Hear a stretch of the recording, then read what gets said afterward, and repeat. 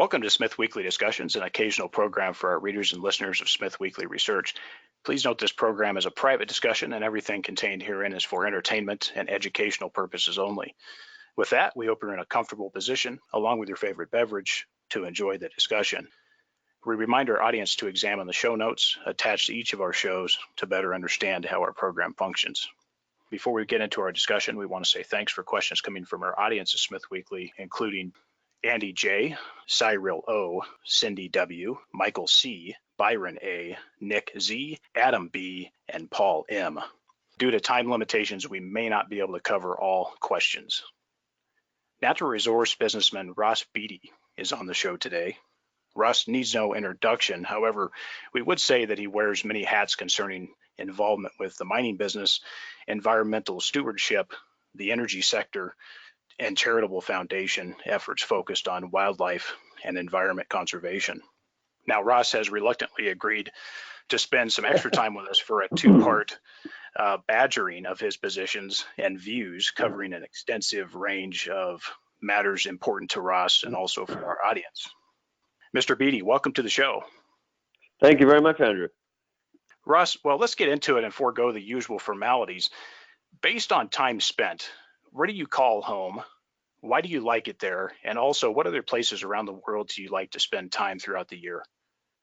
Well, I, as you will find in this discussion, am a somewhat complicated individual. Basically, I love life and all aspects of it. And I kind of love traveling and being everywhere but here, but mostly I like being here. And so here is where I am at this moment, which is a house on a small island near Vancouver called Bowen Island. It's a house that is surrounded by the ocean. It's right on the water. And I'm looking out right now and looking for whales and otters and porpoises and things. I mean, it's just a beautiful place. There's a rainforest behind me. It's a place that I just adore living. It's my favorite place on earth for sure.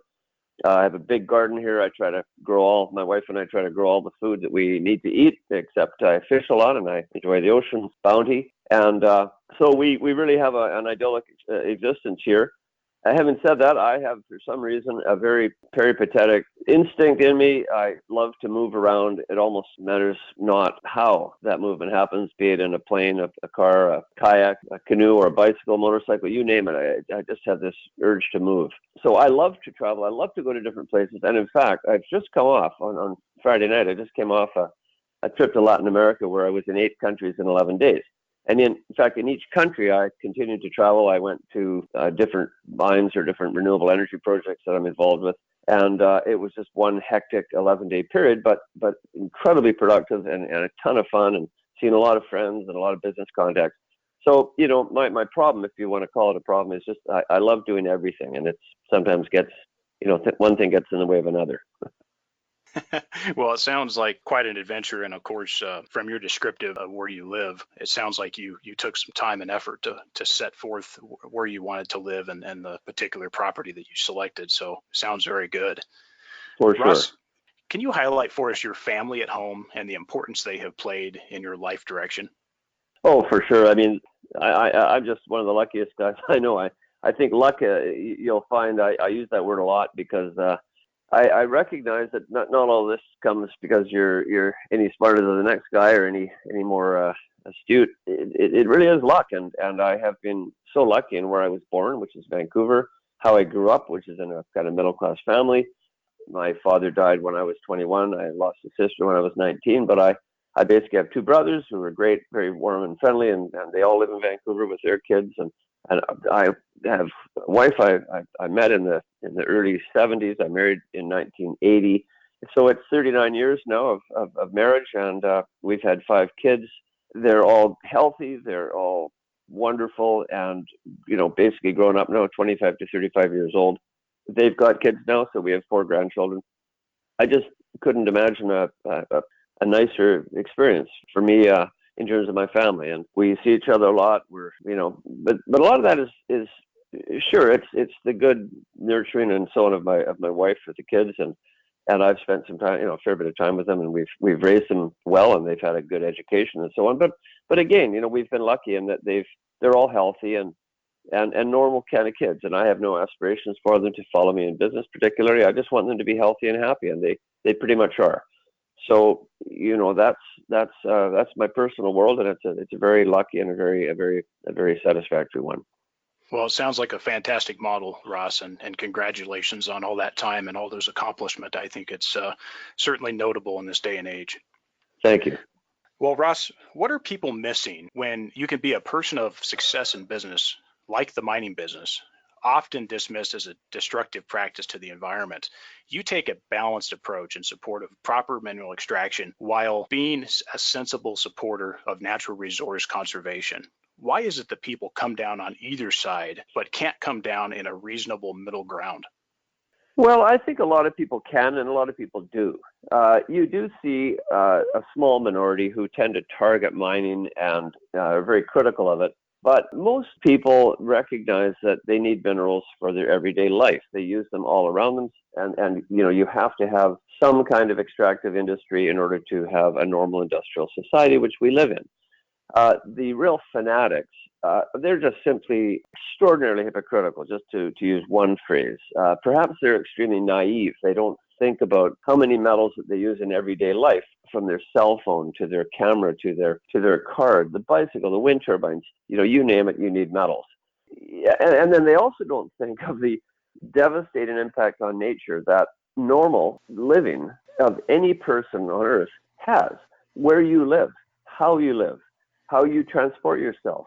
If you take every single mine in the United States and put the land together those mines occupy, it's less land than Walmart parking lots across America. But people never think of Walmart parking lots, just to use an example, as being destructive of nature. But they are. They're permanent. They're never reclaimed. Mines finish eventually. They're all non-renewable. All mines eventually deplete and are then reclaimed. And modern reclamation is quite incredible. You can reclaim a lot of mines in such a good way that you hardly know they're there. I'm talking particularly about underground mines, and you could see smaller, normal mines. A lot of mines today can be extraordinarily well reclaimed, so people barely even know they were once mines. And I can give you examples in California, all through the United States and Canada. Old mines weren't. We're living the legacy of a very rapacious industry that lasted a long time, 150 years or so, until environmental laws were put in place to enforce reclamation, enforce waste discharge that was correct, or no waste discharge at all into the air or the land or the water. But modern mining is a very different thing than it used to be, and you just can't have those abuses today. These critics tend not to look at themselves in the mirror and say, what is the real root problem here? And the root problem is not mining per se, mining or oil and gas extraction, any of those things, or the sprawl of subdivisions, or the use of huge areas of the earth for agriculture, livestock growing, monoculture. Those are all problems. They're all serious, long-term, unsustainable ways of human existence. The problem is that we're consuming too much. We're not, living the right way. We're not eating the right things. So there's a lot of ways to resolve these things, short of saying every mine has to close. Mines, and everything for that matter, just responds to demand. If you don't have demand, you're not going to need those activities. The real problem is with today, to me at least, I'm not a champion of mining. I happen to live in the industry, and I've done well in the industry. It's an industry that we have in the world, we're going to have for a long time, until people don't need any metals of any kind, or we can do a circular economy. But the real problem is there's too much per capita consumption. We're consuming way beyond our means, way beyond the Earth's ability to sustain itself. And the simple solution is to reduce consumption. This includes metal consumption, it includes energy consumption, across the board. If you reduce demand, you're not going to need as many mines as we have and as many mines as will be built in the future. And you'll be able to spread out the extraction of Earth resources over a much, much longer time period, which is a more sustainable endpoint. And that's, to me, that's really what I advocate all the time, is we've just got to change our lifestyles, and we've got to change our global ecological footprint, because what we have now, we're consuming too many resources, and we're going to end up in a real crisis in the future. And I don't like crises. I'd like my kids and their kids and their kids to be able to live in a much more sustainable fashion, where they're using fewer resources per person, and they're spreading out the use of these Earth resources, which are finite, to a much, much longer period. And with that will be less use of the earth, and it will be a more environmentally sustainable situation. And actually, ultimately, it'll be more socially sustainable as well. Well, I certainly agree with your position, Ross. I think it makes a lot of sense, and I think people need to consider these issues now rather than later. I want to move on to global warming, or I guess they frequently call it now, they use the term climate change. Give us your view from a geologist context of time perspective, and then what is your general view on the matter, and what reasonable actions should be taken? Well, Andrew, these are all big questions, and as you've already noted, I can kind of go on at length on these. I rant about this stuff because it's very meaningful to me, and so I might have longer answers than you might prefer, but I'll try to keep this one short.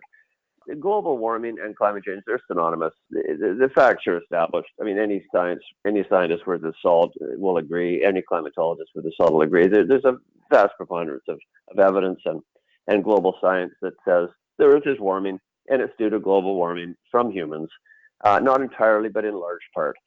And if you just think, forget about the science. Maybe some of your listeners just forget about what everybody's telling you and just try to think intuitively for just a moment. The Earth has been around for about 4.6 billion years. Now, carbon in Earth systems didn't really get going. I mean, repositories of carbon in the Earth, in the surface layers of the Earth, didn't really get going until maybe 600 million years ago, give or take, when there was a lot of plankton, a lot of things in the ocean, and then you started having animals evolving. So let's just say 600 million years, but the real, in terms of where oil and gas come from are largely from little microscopic bugs that die in the ocean and go to the bottom and then form in layers and then ultimately become oil. Well, coal comes from plant material, and for some reason, in about 350 million years ago, in an era all over the world, there was a lot of oxygen, created a huge amount of plant life, and you had massive coal deposits, huge, incredibly thick coal deposits, and they're mining them today in Pennsylvania and all over Europe and all over the world. So basically, we've had 600 million years of accumulation of carbon in the Earth's crust. This started being extracted around 1800, when the Industrial Revolution happened. It started coming out of the Earth by humans and being burnt. Coal fueled the Industrial Revolution. Oil has fueled the last 100 years, probably, of Earth's economic growth. And we're now burning about 3 billion tons of coal per year in the world, and at least, and we're burning about 90 million barrels of oil per day. I mean, these are just staggering quantities. So in the space of about 100, 150 years, maybe 200 years, give or take, and maybe we've got enough for another 100 years, we're burning the Earth's repository of 600 million years of accumulated carbon. Just think what that's doing to the air. Like, again, try to forget about the science and just think for yourself. When you burn this huge amount of accumulated carbon that's accumulated for hundreds of millions of years, you burn it in just a few hundred years. It's going into the air. Of course it's having an impact. I mean, it just has to. The scientists tell us it does. Thinking just like that, it absolutely has to. So it is. And certain gases are worse than others. Methane is worse than carbon dioxide. But fundamentally, it's warming the air as a greenhouse gas. And then as the air warms, the ocean warms. As the ocean warms, as we have more carbon, CO2 in the atmosphere, it gets into the ocean, it acidifies the ocean. And it's a kind of a horrible feedback loop that just sort of gets progressively worse and worse. And there's all kinds of very fundamental problems for humans in all of this, and for other animals that rely on a kind of a status quo. The climate changes so quickly that it's hard for us to adapt to it. We get severe weather. We have all manner of dislocations of the biological world, and it's going to cause tremendous stress on humans. It's not just the hurricanes and things like that, but it's actually the food web that we rely on. The clean air, the clean water, the clean soil, and the whole of the basis for human existence is being threatened now. So it's a very serious problem. It's an extremely serious problem. It's resolvable through effort, and to the extent that we can really work on the solution, we will have a result. We'll have a result that for future generations will be better. Unfortunately, we've gone to the point that we've ignored the problem as a globe for many decades since we knew it was going to be a problem. And so we're now getting into more of a crisis. It's a very serious problem today, and it's going to be more serious. And luckily, a lot of people are starting to really get serious about it. The Europeans are way ahead of the North Americans. North Americans tend to be way ahead of the sort of South Americans. And Asians are now kind of getting on stream in different places in different ways. Certainly China's on board in a big way. They're leading the world in a lot of green technologies that are trying to reduce carbon emissions. At the same time, they're a tremendous problem themselves in terms of the amount of coal that they burn, where their own industrial society has got them.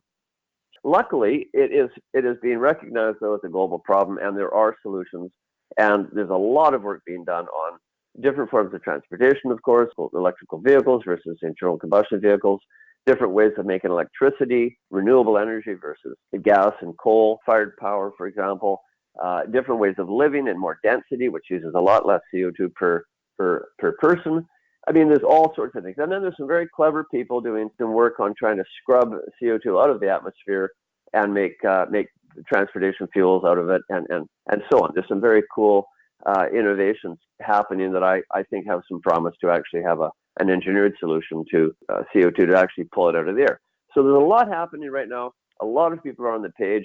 You've got a bunch of dinosaurs who just refuse to change or who are so ignorant that they refuse to listen and read the science. That's just the way the world is. You just have to ignore those kind of people. Unfortunately, the U.S. has one ruling it right now, and at the head of government who doesn't seem to understand science or a heck of a lot else for that matter. But that's okay. That'll pass in due course. And an awful lot of people in the U.S. are aware of things. They're taking action, and of course, it is still the world's greatest, most innovative, most dynamic country, where you're going to see some tremendous benefits that will help serve the world to address this problem. So there's a little bit of good and a little bit of bad. There's a lot of good and a little bit of bad there, but that's kind of the way of the world right now. I hope that answered your question in part. No, absolutely. And I appreciate the comments and insights there, Ross. And I certainly align with a lot of what you're saying. And I think if you just apply some simple logic, like you said, look, there's billions of people on this earth now. Medical technology and advancements in our way of living has improved that demographic. And obviously, there's more consumption. And as a result of that, we also have abundance of consumption as well, which is also a problem, which you alluded to. And I want to talk to that because I think it fits into this issue of climate change. Global consumption and the perceived need for economic growth. Can you just elaborate a little bit more, Ross, on what you mean here? What is your position with things like abundance versus just being sustainable? Right.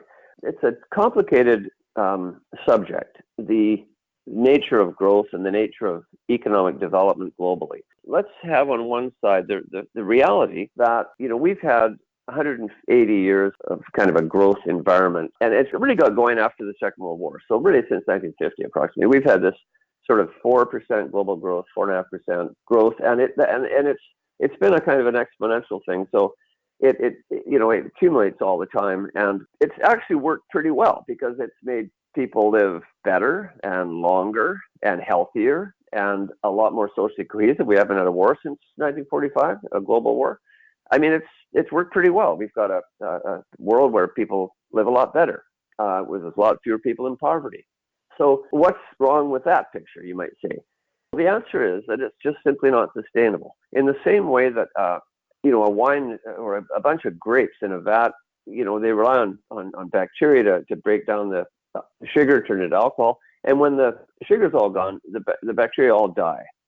If you have a lot of people on an island, like Easter Island, for example, they just grow and grow and grow, and all of a sudden they run out of resources, and they all die. They just die off, and that's exactly what happened there. The Earth is kind of like that. It's like an island. It's a finite thing. It's got finite resources, finite number of acres of habitable land, and we've actually used up more than we can really logically keep growing off of in order to. And there's all kinds of negative consequences of where we've got to today, 2019. All sorts of negative consequences. There's actually, quite frankly, probably too many people in the world too. So population's a problem. Luckily, population is sort of looking after itself because as women have more freedom, they tend to have fewer kids. There's less fertility. And actually, I'm kind of hopeful that the Earth's population will kind of peak out at around 9 billion, maybe 10 billion, and then perhaps, drop down to a more sustainable level.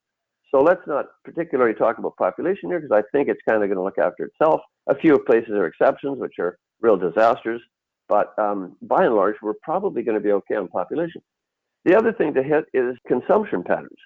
as I said earlier, I think we're consuming more than we can sustainably consume. And if we don't solve this problem by design, we're going to have it happen by disaster. We're going to have all kinds of disasters where you have people running out of resources.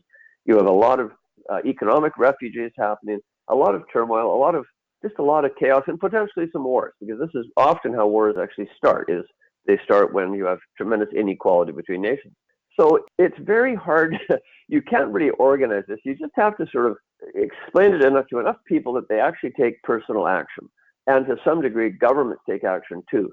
But I'm always very optimistic. I'm an optimistic person. And I do think we cannot condemn the poorer world to a no-growth world. They have to grow. They have to, they have to make their condition better. And so that's all fine and well. I think the place to concentrate on is the richer countries, say Japan, growingly China, certainly North America, some of Latin America, all of Europe.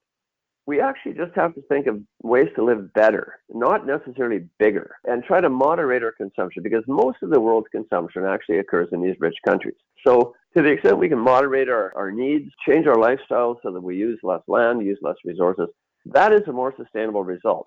I'm trying to do that personally. I'm trying to get my kids to do it. I try to encourage other people to do it with some of the philanthropy we're doing.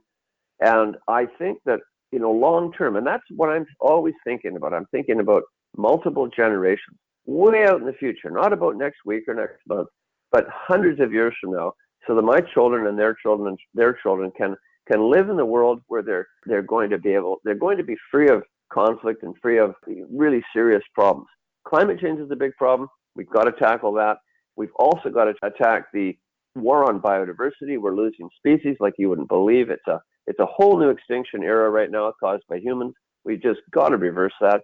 And how you do that is you have more land that's in reserves, more land for nature, and less land just for people, with pavement and concrete and buildings on them and mass agriculture. We've got to remember that nature exists too, that we have to have healthy nature to have healthy people. We rely on clean air, clean water, clean soil, and clean oceans to exist. Let's look after them, for heaven's sake, if we want to have our kids living in a healthy world. So that's kind of why I'm focused on protection of the environment, protection of biodiversity, because I just think it's fundamental to a healthy society for my kids and their kids. Ross, and I want to follow on with what could potentially be a consequence of abundance. So your efforts in truly disadvantaged societies means opportunities for these folks to make a decision about self-determination. Has abundance in fortunate nations paved the way for people to think that they are owed something by default versus those who know that you should always produce more than you consume? I don't actually know the answer to that, Andrew. You can certainly observe some people in poor countries who do, have some kind of chip on their shoulder, who say the rich owe us this and owe us that. And there's a lot of those kind of people in world organizations like the UN who espouse that kind of stuff. I don't personally have, put much stock in that. I think a lot of the problems of poor countries are rather more profound than simply exploitation by richer countries. That's maybe a part of it, but it's more serious than that. And I think solutions are there, and I think there are a lot of the more progressive countries are applying those solutions, and they're actually improving their condition rather significantly. So it's deeper than that. It's how people are governed. It's their type of law system. It's Africa is particularly problematic because it has the tribal history. I would say the Arab countries and Muslim countries in large part haven't been very successful, probably because of how they're governed and how they're traditionally governed. And that hasn't worked too well in a society which is full of rapid change and innovation and creativity. That's where the U.S. has just been so strong and so powerful and so successful. So I'm kind of optimistic that ultimately, the example of European nations and North American nations will apply in other countries ultimately. Certainly free markets are the only way to go as far as, economic success is concerned. I mean, we've done so many experiments with socialism and communism, and they've all been shown to be failures. So there is a clear result from experience of economic systems that work. And they're being applied in large part in most of the world today. And that will have results. Certainly look at China. That's a classic case where free markets have done more to bring that country up in terms of quality of life for the average person than anything else, certainly more than communism. But really, I look at my own backyard, and I'm trying to do something here that will help my world, that I can actually have some influence on. I don't really have much influence on what's going on in India or Bangladesh or much of Africa, but I certainly can do my little bit here in my own backyard. Yeah, certainly. And think that you have some interesting things you point out there. And certainly the free market model has proved to be much more successful, although with problems, much more successful than these other models. And I certainly agree with you. Well, I want to move on. Let's talk about salmon. You're involved with salmon conservation work and salmon farming. But first, Russ, can you just share with us your favorite fishing adventure and maybe your second best fishing spot? As I know you probably won't give up your number one spot.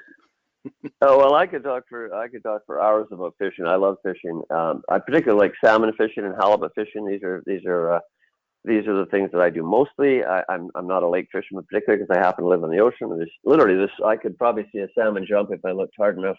There's a couple of boats right in front of me right now fishing for salmon, right in front of my little house here. And I fish every year up on a little group of islands up in northern BC off the coast, real close to Alaska, called Haida Gwaii. I go up there every year for 3 or 4 days, and I catch a freezer full of salmon and halibut, and I enjoy them all winter. And so I don't really have a particularly, I mean, I have many fishing stories like all fishermen do. There's nothing that jumps out. I mean, the abundance in the ocean, if you get into it, it's just marvelous, the species and the beauty of these animals. But really, I am engaged in salmon, particularly salmon conservation. There's a group here called the Pacific Salmon Foundation that I'm on the board of and a funder of. Its existence is all about trying to protect wild salmon. And they're really in trouble today. They're in trouble for all kinds of reasons. The returns are lower and lower. As you know, salmon spawn every year. They're every 4 years, they come back to the original creek they were born in. It's a marvelous thing. They're miracle fish. There's different species, but they're all wonderful. They all taste great. And they're in real trouble. And our returns this year were the lowest on record. We've been keeping records for over 100 years now. They were the lowest on record. There's real problems. And they range from, the habitat they're in when they go up the creeks. Some of the creeks are degraded from logging or from forest fires or from industry or from sewage from villages and towns. There are problems in the deep ocean where their feedstock are being fished. There are problems where between the rivers that they spawn in and the oceans that they eventually end in, as they migrate through these areas where, again, their food is affected. Herring, for example, is fished for its roe, and if the feeder fish disappear or the feeder fish go, then you can't have the rest of the food chain, like salmon. And the other problem locally here in BC is that we have a lot of Atlantic fish farms that are fishing Atlantic salmon. And these fish come from different places. They're brought in. They're grown in pens in the open ocean, and they have viruses, and they get sea lice, and they have to be fed antibiotics, and they have waste that goes to the bottom of the sea, and it kills whatever's underneath them. So there's all kinds of problems that come out of these fish farms. The worst is they're probably, maybe almost certainly, negatively affecting the wild Pacific salmon. As they go past these big fish farms, they get sea lice, they get viruses, and it's very hard to quantify this because you can't see these fish when they're out in the deep ocean with disease or otherwise, or you can't measure how much slower they swim because they're covered in sea lice. So quantification is difficult, but the reality is that they have to be affected. So it's kind of like death by 1,000 cuts for these poor salmon. We have to do all we can to keep these beautiful, magnificent species alive. They're being affected by the warming of the ocean, by the more acidification of the ocean, which is reducing their prey. It's just a big problem. And it's kind of symbolic of a lot of things that are happening to other species that we really can't see. The problem with nature is it doesn't have a voice, right? It can't scream and say, I'm sick, I'm in trouble, help me, save me, the way humans do. Right. So what I try to do is to say, okay, I've been very lucky in business, and there's a lot of species that need help and need protection that are being hurt by human footprint one way or another. I'm going to put my philanthropy to those kind of things, and salmon are one of those. It also comes from the deep personal connection I have with fishing. I love fishing, and my kids love fishing. I just feel if the salmon are being hurt in a world where I can try to do something about it, I have to do something. I've got an obligation to do something. I just have to, because it will be a terrible loss to my my kids and their kids if we lose our salmon. I mean, we will lose a war if we lose our salmon, and I will be heartbroken forever. It's just, and I don't want to see that happen. Absolutely. No, I agree 100% with you. And there's a lot of challenges out there and some challenges that people don't even realize. What is your view, real quick, Ross, on commercial salmon farms and harvest? Can it be done correctly? Yeah, it can be. I am absolutely not against fish farming. I mean, I'm a pragmatist. I think humans do need lots of protein from the ocean. It's better to eat fish probably than it is to eat beef, quite frankly. It's probably healthier and it certainly is more ecologically good.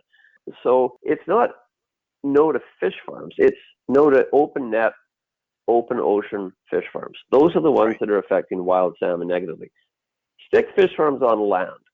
Make sure the water is recycled. It doesn't have contaminants like viruses and waste going into the open ocean and affecting the wild species. There are lots of people doing on-land fish farms in Norway, in Denmark. In fact, in Norway, they've mandated all the future fish farms have to be on land because they recognize themselves that the open net fish farms are problematic. There are large fish farms being built in Florida, parts of Kansas and Iowa, the Midwest. So they work. We just have to get the fish farms in BC out of the water onto land. It's possible, it's achievable. And when you do that, that's to me the true sustainable fish farming. Well, Ross, I want to move on a little bit more on salmon. Now, you're in a unique position with regards to this topic because you know the geology, you know the location, and you know how prudent mining operations work, and you know the fisheries in the region. What is your position on the Pebble project? Quite frankly, I'm kind of on the fence on that project. Perhaps I don't know it well enough to form strong opinion. On one hand, I believe that mine can be built without any real impact on the Bristol Bay salmon populations. I'm quite sure that we have mines all over BC, including some big ones right in the watershed of the Fraser River. Fraser River has the second largest migrating salmon population next to the Alaska fisheries. And it's doing okay. I mean, it probably is doing okay. I shouldn't say it definitely is doing okay because it's actually not doing okay. But I don't think the problem with the Fraser River salmon populations is mining per se. There's 4 or 5 good-sized mines in the Fraser watershed, and I don't think that's creating a problem. Mines today really do operate under strict environmental controls. They operate in a way that they don't release contaminants.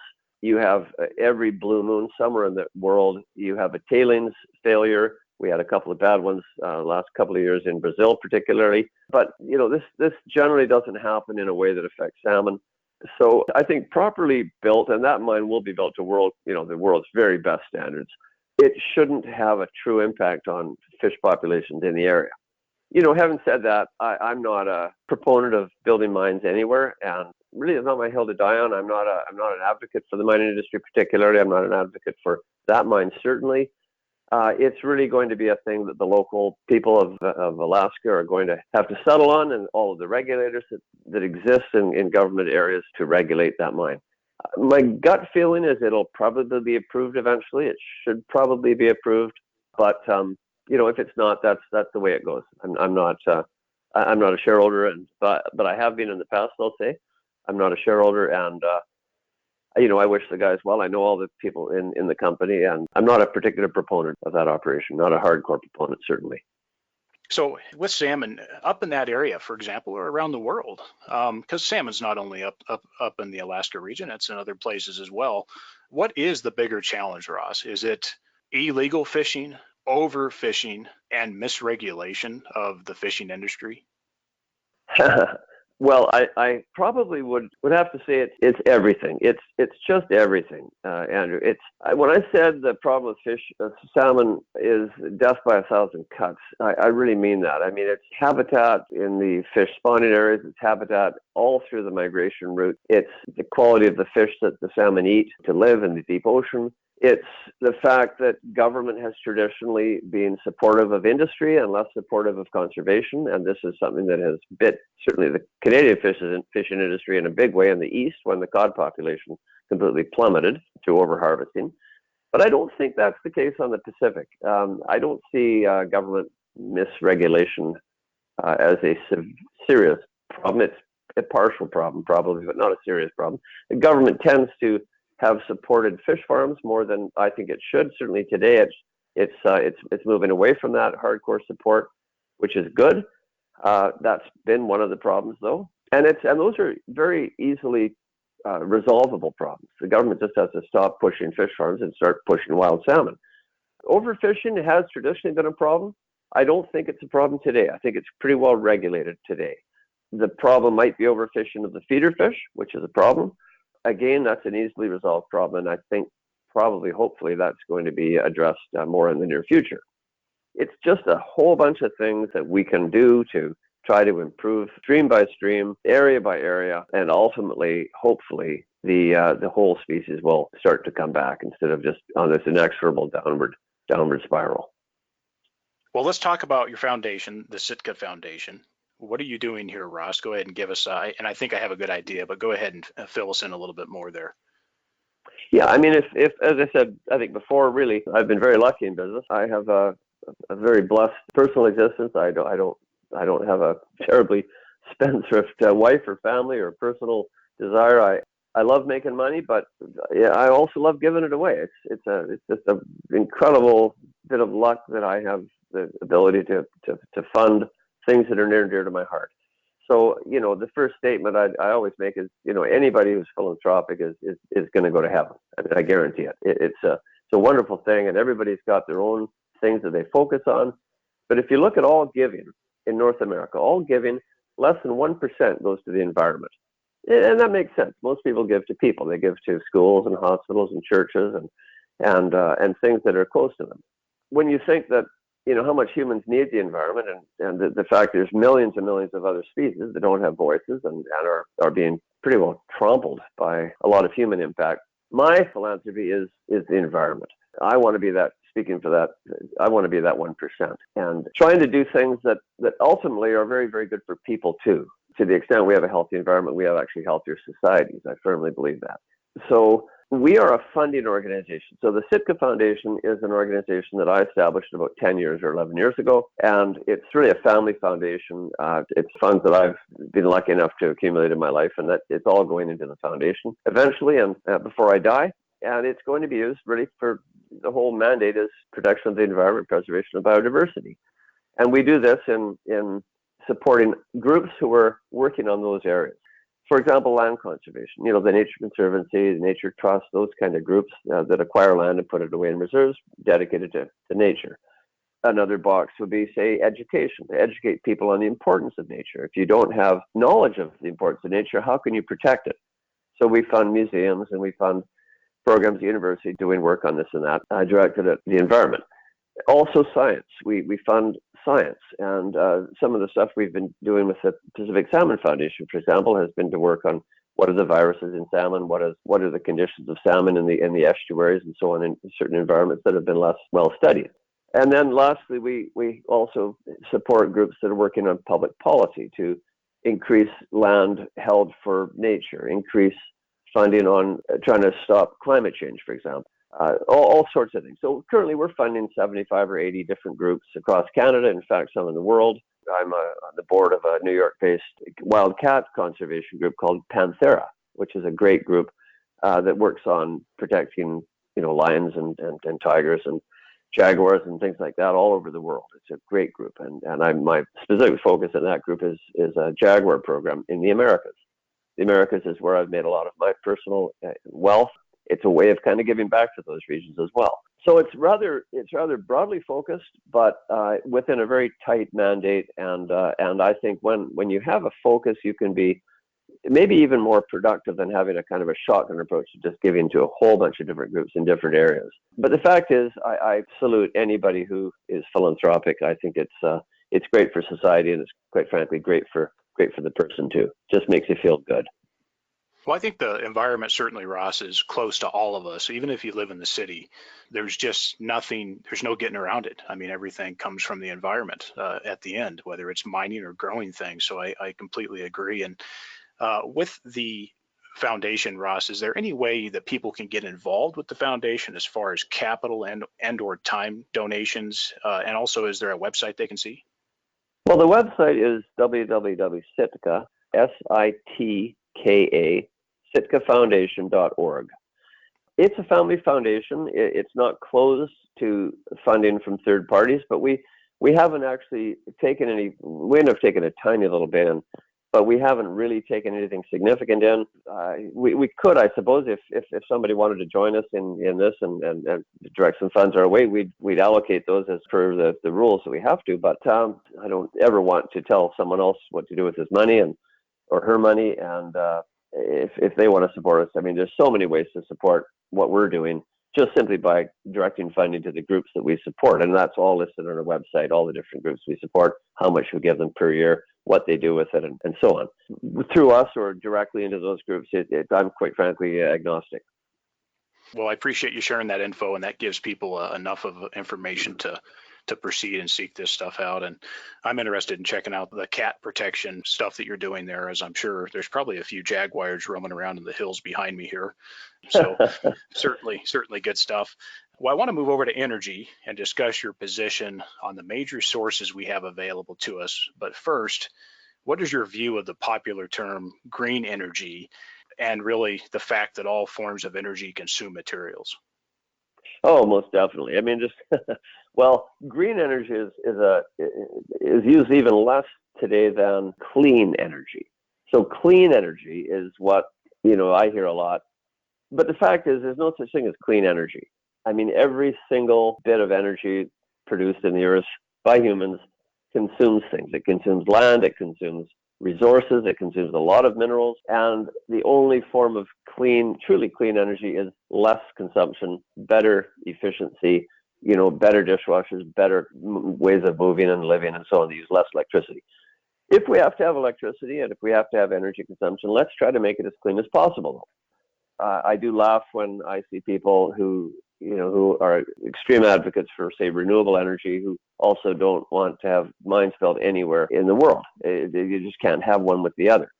Clean energy, and particularly electric transportation, consumes way more of certain metals like copper, nickel, cobalt, lithium, magnesium, aluminum.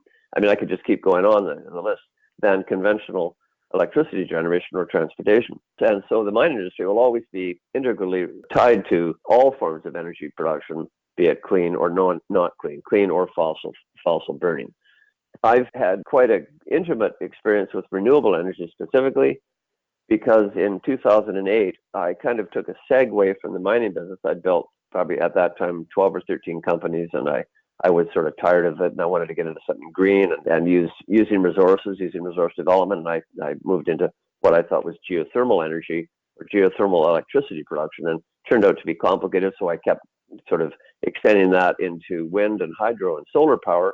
And I built a company that is now, pretty good size. There were two mergers that happened along the way, but today the company is called Interjex. It trades on the Toronto Stock Exchange. It's about a $2 billion market cap. It's about a $7 billion enterprise value, because these businesses all use a lot of debt. And it's quite a big company. It produces more than 3,000 megawatts of hydro, wind, and solar power. We had a geothermal business, but we sold it earlier this year. So it's a lot of power. And through that experience, I've really understood the pluses and minuses of all of these forms of so-called clean energy or green energy or renewable energy.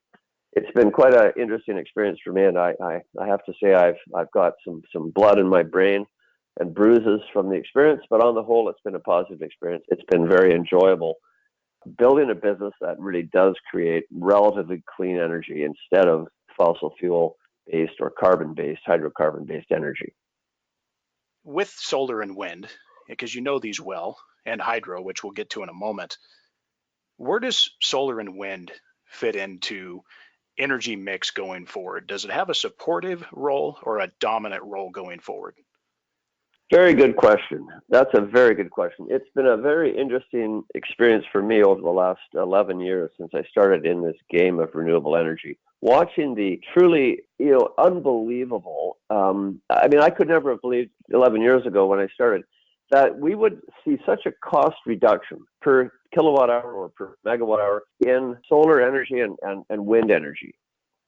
Today, you can build solar plants almost anywhere, and you can certainly build wind plants almost anywhere that are cheaper than building a coal plant, a gas plant, an oil plant, or certainly a nuclear plant. I don't say anywhere because there are some places that just don't have a lot of sun or a lot of wind, and then you're kind of stuck because you do need those two things. But what you do then is you generate electricity somewhere else where there is wind or sun, and you transmit it to places that you need it. This is not universally applicable, but it's almost universally applicable. So coming to your question, I'm not sure 100% if we're going to have continuing technology innovations that will just keep dropping the cost of solar and wind more and more and more to the point that you can really build it anywhere for any amount of electricity. I kind of doubt that. The next is sort of the holy grail right now is battery technology, and how do you take wind that's blowing and generated electricity when you actually don't need the electricity? How can you store that? Can you store that in? There's many ways to store electricity. One of them is batteries, of course, and a lot of people are building big batteries that are using a lot of different metals that hopefully one day, you're just going to see a revolution in this. Maybe even Tesla has the answer right now. Tesla's building huge battery plants all over the world. Maybe that's the right solution. Maybe there's another breakthrough that's going to happen next week. But there's a huge amount of innovation going on in that business. Of course, the historic problem with wind and solar is that it's not always sunny, especially at night, and it's not always windy when it's calm.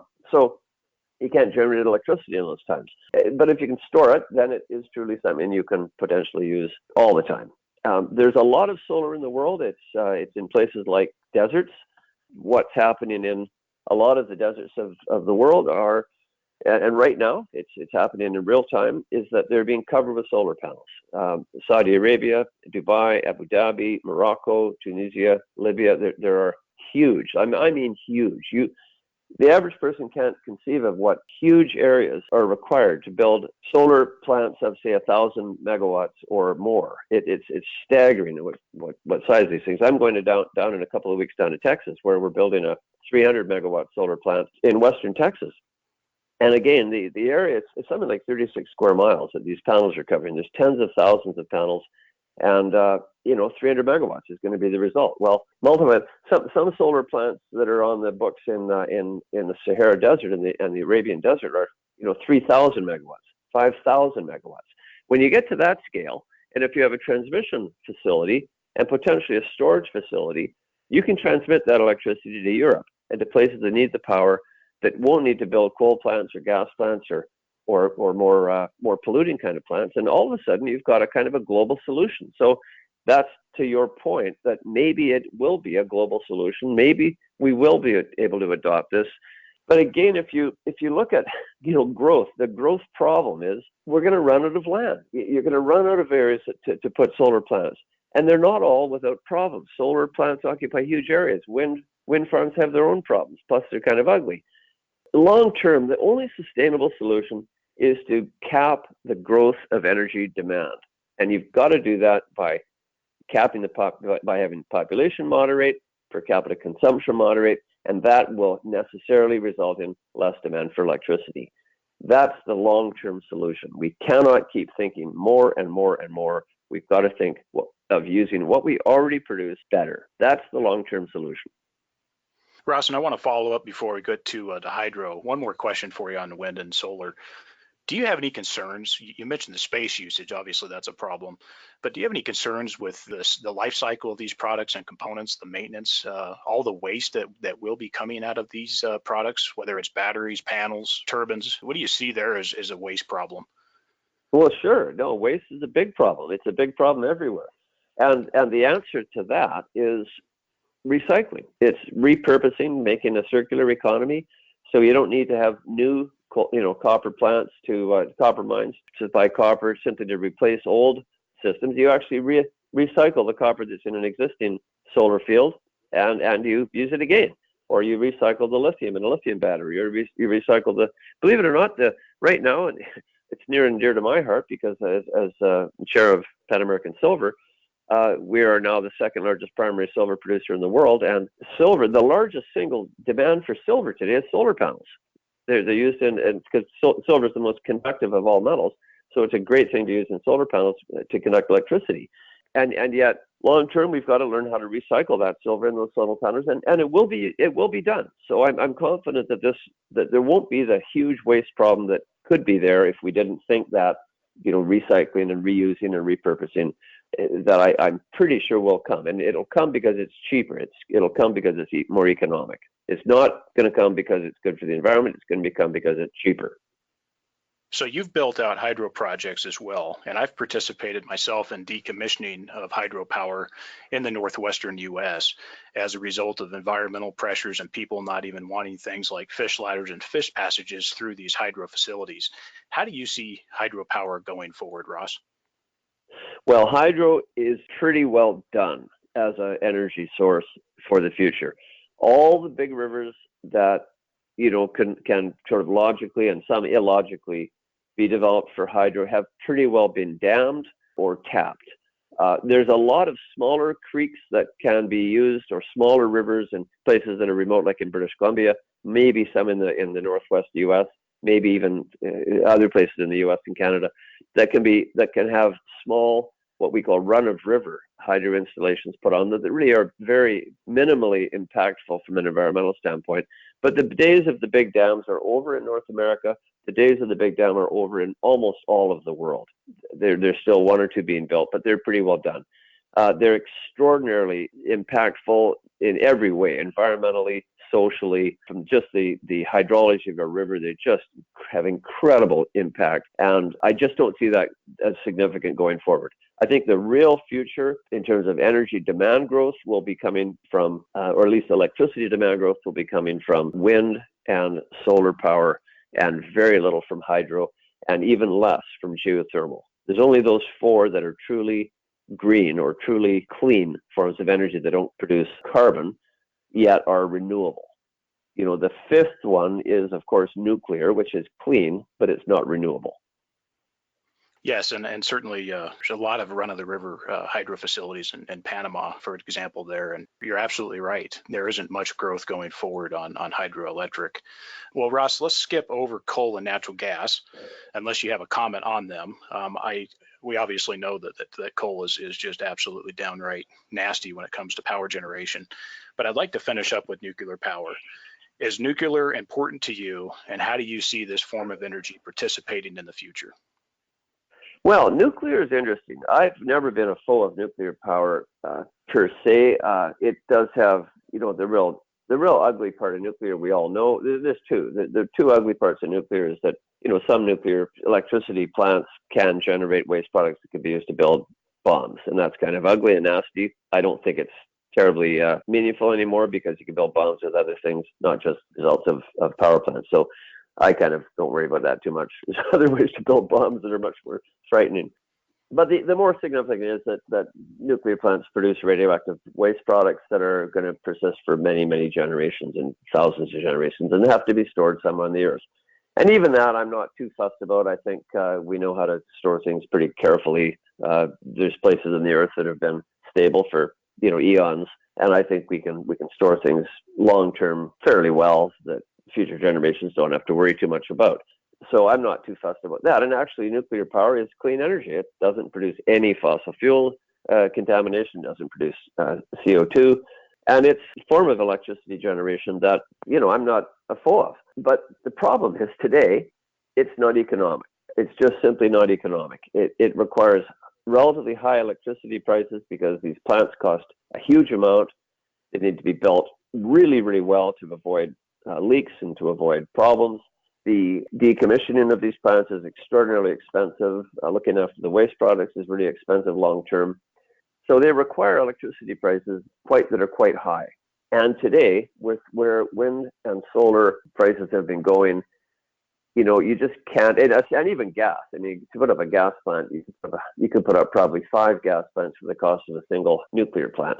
So I think just on economics, nuclear has a very challenged future with where the cost of these other forms of electricity generation are going.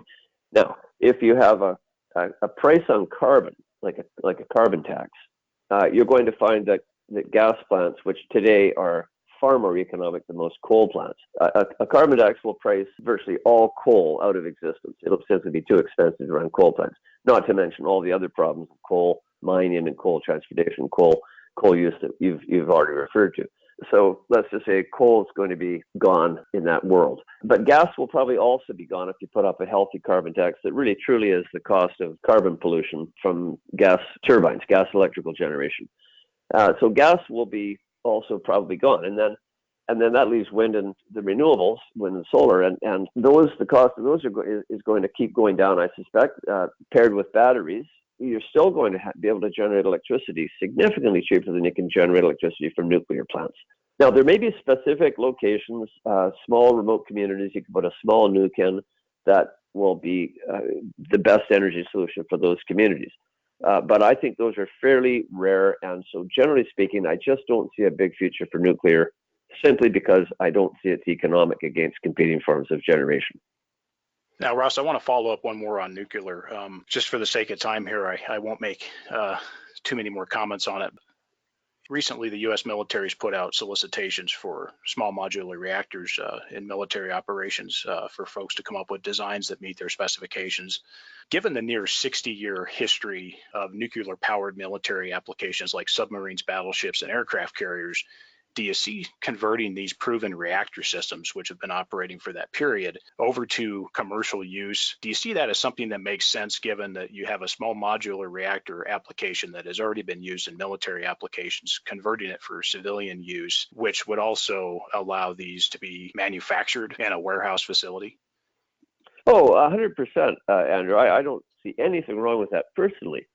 But, the big problem is that humans are not rational people. A lot of humans don't believe in science. They don't believe in facts. They believe in fantasies. And they're afraid of monsters. And they all think, well, nuclear. As soon as they hear nuclear, they think nuclear bomb and radioactivity and, the health of their water and the condition of their children's, walk to school. And it's just all kinds of irrational stuff. And that's the problem with nuclear is it's got this negative stigma. And that, I think, is going to be the big problem with embracing that nuclear technology that you mentioned. Logically, it should exist. Rationally, people just don't want to know about it. And I think that'll be a real problem in actually bringing any of that technology to land-based, non-military, particularly non-military applications. Yep, I think you nailed it as far as the certainly the challenge that exists for them. I want to move on about your recipe for success, looking back over your experiences, Ross, and the point at which you had financial freedom. Is your experience similar to that of a junior Explorco, where it was a struggle to prove yourself, capital was always a problem, then hard work started to pay off, but there was still a drive to accomplish more, and then you catch a tailwind that puts you in a suitable position and platform to accelerate from? At what point did Ross Beaty hit the ideal mark, and what key ingredients allowed you to obtain that market cap? Well, you actually answered your own question, and I don't have to go on a 5-minute answer because you answered it yourself. I mean, that's exactly what happened to me. That whole that struggle, and then the liftoff, and then it was easy after that, and it was easy just one after the other. But there were certain things that embraced a lot of that, and one was just being lucky in discovery. We made a lot of discoveries, and that was a lot of fun because that creates wealth by itself, and you just have to manage that. And we had many great discoveries in some of our companies, and you can't always count on that. A lot of geologists I know live and die without having made a single big discovery, and they're every bit as good as geologists as I am. So that was just kind of getting lucky. But I will say that I would say my first company, Equinox Resources, I started in '85, and I eventually sold in '94. That was a real school of hard knocks. It's a learning experience the whole way through for me. And I made a lot of terrible mistakes, and luckily I had some wins that ultimately resulted in a takeout that was a real happy ending for all of our shareholders. And I'll give thanks specifically to American shareholders. I had a lot of friends in the U.S. who were shareholders of my first company, newsletter writers, their clients, who really supported me, and I'll never fail to acknowledge their importance. When I left that first company, I started my silver company the next day, Pan American Silver, just from an idea. We had a shell company, we had no assets, no cash, nothing, and yet we had a big vision that we were going to build the world's biggest silver mining company. It sounded kind of ridiculous and audacious, but you know what? I had a lot of these good, solid retail U.S. investors who followed me in that, and they They bid up the shares of Pan American really from the get-go, believing in my big picture idea. They all were silver investors, and they understood the importance of silver in both industrial applications and, more than that, as money. And they wanted to have a company that they really could say was a real silver company. It wasn't distracted by a bunch of other metals. So they backed me, and it was without that backing, I could never have really raised the money that allowed us to have success in the company in due course. And so I give them a lot of thanks. And really, they were people who were visionaries like me, and in trying to find a great way to play the silver price through building a silver mining company that was a real company and offered real leverage to silver. I mean, it was probably in that era, mid 90s, really, that things really mushroomed and developed, and after that, it was fairly easy. Well, very well. No, I appreciate that, and I think it's something that the audience is always interested in is how you built your self market cap and how you went through that experience and how that rounded you out. Ross, I want to move on. You've worked a lot of long hours through your career in order to become successful and be in a position to contribute back to things that you see as key and important. How have you been able to balance your personal life and professional life to keep things stable? I've always said when I get asked that kind of question, I try to be a juggler. I've always tried to juggle, and I have three balls in the air at all the times. I have one is my business, my work, and one is my family, and actually one is me. I'm a kind of very selfish person. I love to do things myself. I have my fishing trips. I go skiing a lot with a bunch of friends, and in the winter, and I do a bunch of me things, and it's not very. It is selfish in that I have to take time away from work or the family to do that, but it's important to me. And if I can do it, and I can keep the me side healthy and the family side healthy and the work side healthy, then the whole enterprise of my life, I think, is healthy. If one of those balls drops, then I've got a lot of problems, and it's a real difficulty. So trying to keep a busy, active life where there's multiple directions. I'm not a workaholic. I love having private time as well, lots of holiday time, lots of family time. You just have to try to combine it all into a whole that works. And everybody has different needs and different desires. But from my personal standpoint, speaking very personally, that's what's worked for me, and I wouldn't do it differently. Were I to start again, I would do it just the same way. And I feel very blessed to be able to say that. Well stated. Well, Ross, is there any future personal or business plans for yourself going forward that you want to tell us about? Because it appears you still have some notable runway left to go. Well, as long as you keep your health, there's no reason you can't keep doing all kinds of fun things. But I would say I still have a desire to do all of this things that have worked in the past, and I have it in the foreseeable future, and I just hope it doesn't change through a health problem or a problem in the family, or a business problem that's irreconcilable. Don't forget, all of your listeners and myself and all of our society, quite frankly, we've gone now for 70 years, more than 70 years without a world war. We have had no significant depression the way my parents had to live through in the 30s. We've lived a pretty blessed life, and a lot of our markets, the stock market, the bond market, commodity markets, they're all behaving like, there's never going to be a crisis forever or ever. This could turn around tomorrow. It could turn around next year or in 10 years, or it may not turn around for 50 years, but it probably will. There probably will be some kind of a crisis that will turn things on their end. And I've been lucky that I haven't lived through that, and everybody that I think is listening to this is in the same boat. And long may it last. But, I don't think anybody can predict the future and say for sure it will. Certainly the history of the last 3,000 or 4,000 years is that it doesn't last. Barring any kind of big upheaval from one of those kind of consequences, or a family problem or a personal problem, I would say just the future is going to be kind of like the past for me. Well, Russ, let's leave it there for now. Thanks for spending the time with us, and we look forward to having you back for part 2 of our discussion. Okay, very good, Andrew. Thank you very much.